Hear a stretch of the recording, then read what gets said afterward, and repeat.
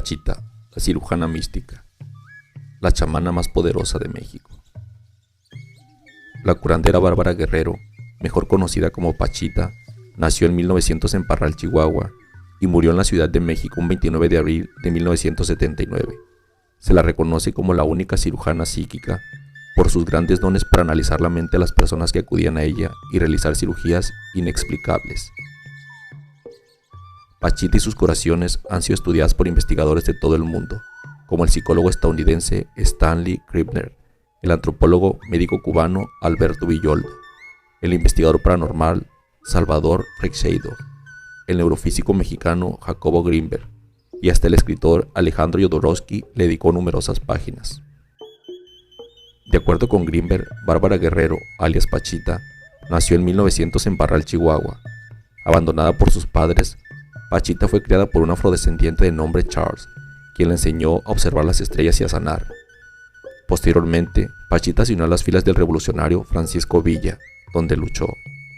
Sumida en la pobreza, Pachita también fue cabaretera, vendedora de billetes de lotería y cantante en transportes públicos. Sin una mirada moralista, Grinberg apunta a que todas estas experiencias forjaron un carácter sabio en Pachita, pues se había enfrentado con la realidad cruda, trascendiendo el mundo de las ilusiones.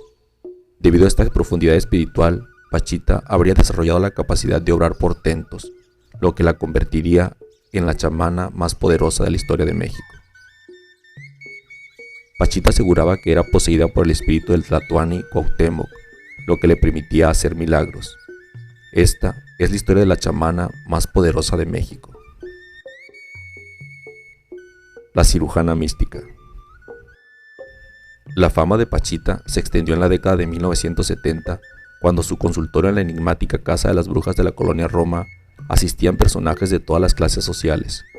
Ahí, Pachita realizaba cirugías milagrosas que consistían en abrir al paciente con un cuchillo viejo, extraer órganos dañados y colocar uno nuevo materializado a través de un portento. Al final, Pachita cerraba la herida simplemente colocando sus manos, tras lo cual no quedaba evidencia del proceso quirúrgico. Durante las operaciones que realizaba, ella era capaz de materializar y desmaterializar objetos, órganos y tejidos.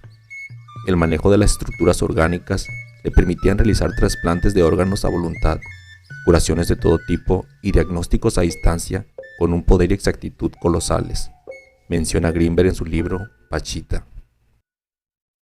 ¿Cómo operaba Bárbara Guerrero? El fenómeno de Pachita atrajo a investigadores de distintas disciplinas, entre ellos el escritor de cine Alejandro Jodorowsky y el exjesuita Salvador Freixedo, quien se especializaba en estudios de lo paranormal. De ambos personajes existen testimonios.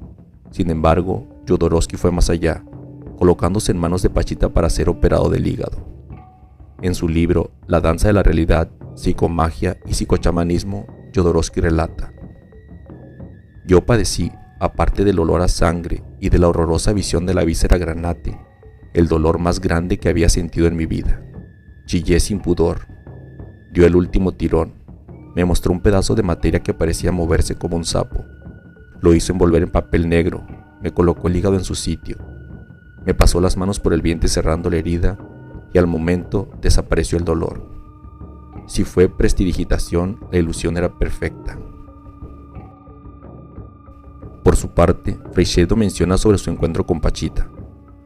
Yo estaba mirando la mano en alto de Pachita, totalmente ignorante de lo que iba a suceder.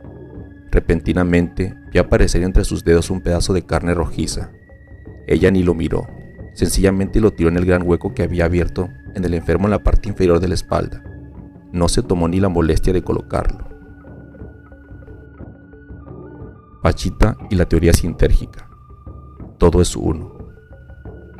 Aunque fueron varios los investigadores y curiosos que visitaron a Pachita, sin duda Jacobo Grinberg fue el que buscó con mayor ahínco una respuesta a los portentos. Para lo anterior, Grinberg echó mano de su teoría sintérgica, la cual proponía que no hay objetos separados unos de los otros, sino que es un campo informacional de una complejidad extraordinaria y que nuestro cerebro interactúa con ese campo. Sin obsesiones conceptuales, Grinberg mencionaba que dicho campo es el mismo que algunos físicos nombran campo preespacial, y que cuando el cerebro interactúa en el campo se genera la percepción espacio-temporal que conocemos objetos con forma y figura. De acuerdo con la teoría, lo que percibimos es el resultado final de una interacción entre la matriz de información y nuestro cerebro. Pero no tenemos acceso a saber cómo se creó esta percepción, por lo cual llegamos a pensar que la realidad es independiente de nosotros. La latis, la posibilidad de recrear la realidad. Sobre los portentos de los chamanes, Jacobo Grinberg pensaba que cuando la realidad se crea como resultado del proceso cerebral, esta tiene realidad, pero como conciencia y no material. Debido a que Pachita estaba en un lugar de conciencia plena, podía actuar desde las leyes de ese nivel, en el que la persona rompe la ilusión de su individualidad y se da cuenta de que en realidad todo es conciencia. Según la hipótesis de Grinberg, estos seres humanos excepcionales, altamente facultados, tendrían acceso a la latis, una estructura fundamental que plantea que el espacio es una red o matriz energética hipercompleja de absoluta coherencia y total simetría. Al tener acceso directo al campo de información a través de un complejo trabajo neurológico, los chamanes serían capaces de modificar la realidad sensible. Pachita poseía un control único sobre su campo neuronal, transformándolo y modificando con él la estructura de la latis.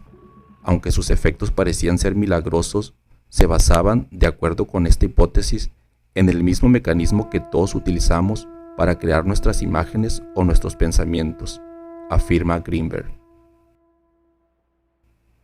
Asimismo, Grinberg afirmaba que el campo neuronal de Pachita alcanzaba un estado de conciencia pleno sobre la unidad de la existencia, por lo que su ego se disolvía y volvía a su origen. Una vez fusionada con la realidad plena, era capaz de obrar como un rey de la creación, pues estaba indiferenciada de la latis. De esta misma forma, Grinberg explicaba la capacidad de Bárbara Guerrero para leer los pensamientos de las otras personas, pues su campo neuronal le permitía visitar distintos lugares de la matriz informacional.